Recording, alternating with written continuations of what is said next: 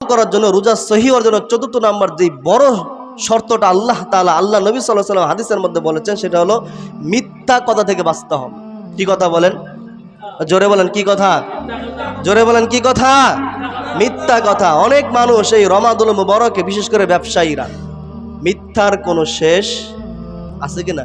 ব্যক্তির মাথায় দেখবেন টুপি, গালে দেখবেন দাড়ি, রোজাও আছে, নামাজও পড়ে, তারপরেও মিথ্যা ছাড়তে পারে না। কি জন্য? ব্যবসায় লাভবান হওয়ার জন্য। ঠিক কিনা বলেন? ঠিক কিনা বলেন? এজন্য আল্লাহ নবী বলেছেন, তুমি রোজা রেখেছো ঠিক, তুমি পানাহার থেকে বিরত থেকেছো ঠিক, কিন্তু তুমি যদি মিথ্যা থেকে বাঁচতে না পারো, তা আল্লাহ নবী হাদিসের মধ্যে বলেন, তোমার এই পানাহার থেকে বিরত থাকাটা আল্লাহ তাআলার কোনো কিছু যায় আসে না। আল্লাহ তাআলা তোমাকে বিন্দু পরিমাণও সওয়াব দিবেন না। বলেন নাউযুবিল্লাহ।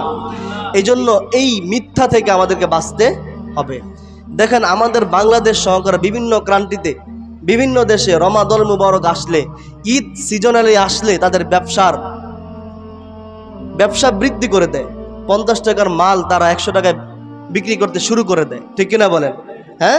কিন্তু সৌদি আরবে আপনি যান, রমাদানুল মুবারক যখন আসে, তারা প্রত্যেকটা পণ্যের, প্রত্যেকটা জিনিসের দাম আরো কমিয়ে দেয়। বলেন সুবহানাল্লাহ।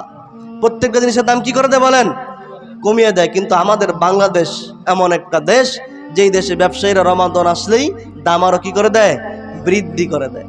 যেমন আমাদের মার্কেটে আপনারা যদি যান, ঢাকায় বা বিভিন্ন মার্কেটে যদি আপনারা যান, দেখবেন অন্যান্য মাসে কোনো লোকজন নেই, আছে?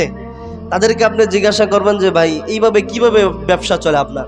সে বলবে, ভাই রমাদানুল মুবারকের এক ঈদ, কুরবানির এক ঈদ, এই 2 ঈদে যেই টাকা ইনকাম করি, এই টাকা দিয়ে সারা বছর চলি। ঠিক কিনা বলেন? আমি নিজে জিজ্ঞাসা করছি, এই জন্য আমি আপনাকে বলতেছি। ঢাকায় নিজে জিজ্ঞাসা করছি যে ভাই আপনি কিভাবে থাকেন? একটা কাস্টমারও নাই, সারাদিনে চালান দেখেন আরো লস।